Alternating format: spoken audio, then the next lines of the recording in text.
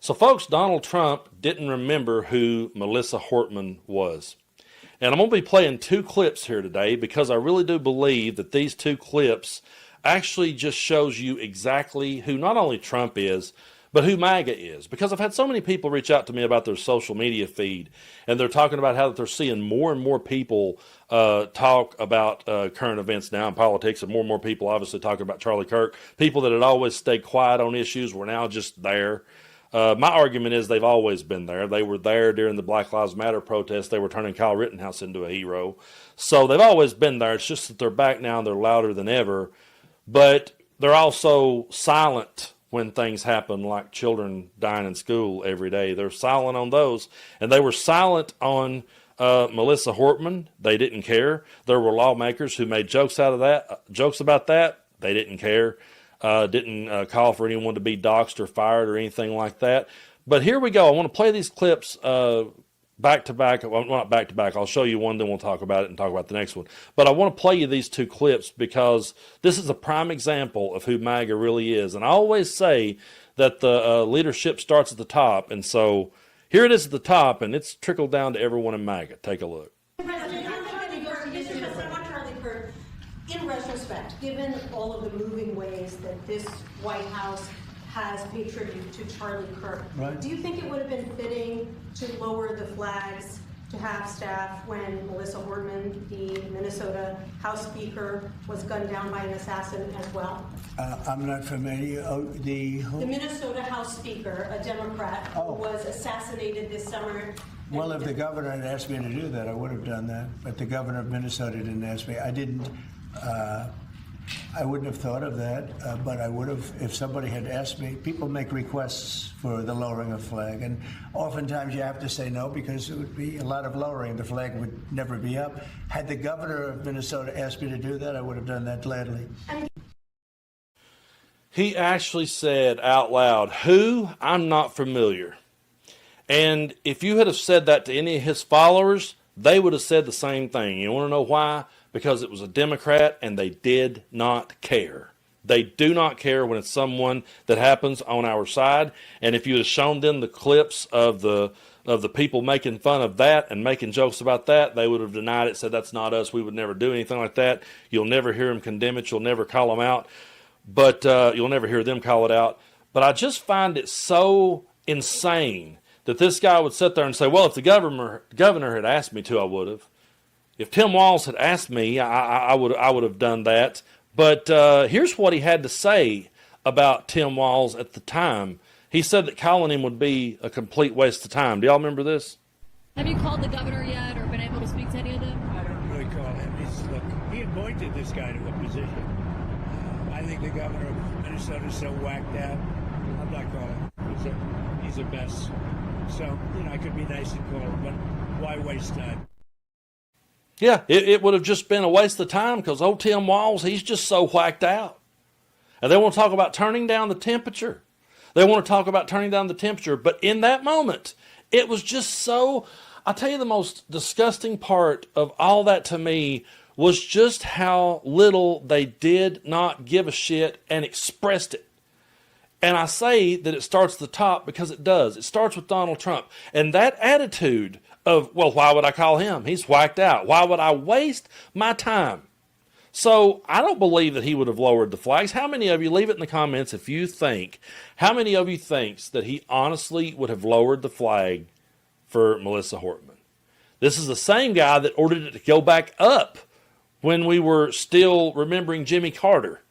He could have used that moment, by the way. He didn't want it at half staff during his inauguration. But he could have used that as a moment to come together. He could have used that as a moment for unity. He could have said, you know what, folks, we're going to leave the flag right there for President Carter. Because President Carter was a good man, and while I might not have agreed with him politically, I'm going to come out here today at my inauguration, and we're going to talk about how this country needs to come together, and we're going to talk about how that we truly do need unity, and so we're going to start by showing respect to President Carter, and we're going to leave the flag right there to let everyone know that we can come together during these times and we can move forward as a country, and we can also mourn the passing of a former president. He had a chance to do that and he didn't do it. Why? Because that type of rhetoric would not resonate with his base. There's one thing that a lot of people on my side of the aisle has gotten wrong over the years. A lot of people on my side of the aisle are of the nature that maybe eventually MAGA will find someone who will just tone things down. Maybe eventually MAGA will find someone, maybe even J.D. Vance might be the guy that might, start trying to take a more reasonable approach. But we saw him hosting Charlie Kirk's podcast. He said there would be no unity. Trump says there will be no unity. They're saying there isn't a radical left. There's not a problem, or there's not a radical right, they say. The problem is only on the radical left. So they've had every chance possible to come together. They've had every chance possible to call for unity. They've had every chance possible to try to tone it down. And they've also had every chance possible to call out the people on their side. But they won't. And in a moment, when Melissa Hortman lost her life, her husband, the dog even, they couldn't tone it down. Instead, they called Tim Walz whacked out and said it would be a waste of time. And I thought back to growing up in church, and I wished I could go back on a time machine. I wished I had old Steve Urkel's time machine that I could go back and just go back there, walk into that church, and just play them clips of Donald Trump and Charlie Kirk without saying what political party or religion they were aligned to. I would love to see the look on that minister's face who's no longer with us and who taught us to be compassionate. That's the thing. When I was growing up, under a Pentecostal minister, he used to teach us to be compassionate to people. And I guarantee you it wouldn't have mattered what kind of politician had have passed away in my hometown. If a local politician had have passed away, I promise you that minister would have walked to the altar, even if he didn't agree with him, and he would have said, hey, my heart goes out to his family, my condolences. And we really need to tone this stuff down. He would have did that back in the 80s. He would have did it back then. Ministers today, and there have been ministers who are calling it out, so I don't want to paint them all with the same brush, because there are good ministers out there who are calling this out and calling for unity and calling for us to turn it down. But a whole lot of them went to their pulpit and just stoked the fires harder and showed us just how truly heartless and one-sided that it truly is. They can have a Fox News host suggest that the homeless should be put down, that they should get forced lethal injection. And he was able to just come out and go, yeah, sorry, and keep moving. Meanwhile, an MSNBC host just told the truth about Charlie Kirk and got fired. And they're encouraging people to fire people who criticizes Charlie Kirk or just points out what he said. It's so sickening to me that this is now the world that we're in. And it's so sickening to me that we would have a president who could be so heartless as to say, who? I'm not familiar. But it just goes to show you, it starts at the top and trickles down. And if you'd have asked any of your friends who are MAGA, if you'd ask any of your family who is MAGA about Melissa Hortman, they would have said, who? I'm not familiar.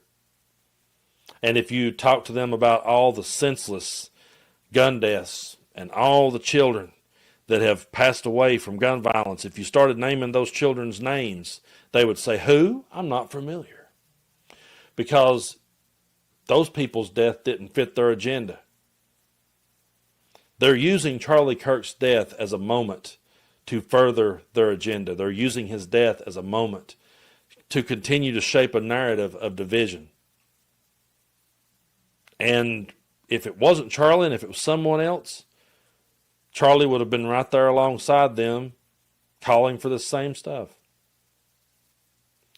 So they're carrying on his legacy. I'll say that. They're carrying on what he stood for. I'll give them that much anyway. But, yeah, that pretty much defines MAGA to me. Who? I'm not familiar. And then why would I reach out to them? That would be a waste of my time. That's who MAGA is, folks, and we can't ever forget it. I've had so many people say to me, well, Brando, a lot of people these days, their mask is coming off. No, their mask was always off. It's always been off. It was off back in 2020 during the Black Lives Matter protest. It was off when they vilified and demonized and laughed and made fun of George Floyd. It was off when they were calling for a pardon of Derek Chauvin. It was off when they made excuses for Breonna Taylor being killed. It was off when they were making excuses for Jacob Blake being shot in the back 7 times at point blank range. It was off when they made Kyle Rittenhouse into a hero. It was off on January 6th when they were calling for Mike Pence to be hung for not doing the right thing in their mind. So it's always been off. It's just that they kind of got quiet for a while and decided to take it off again. But I do appreciate your all's support so much here on the channel. And we will continue to call these things out. We will continue to always be on the right side of history. We will always condemn political violence. It's never the answer.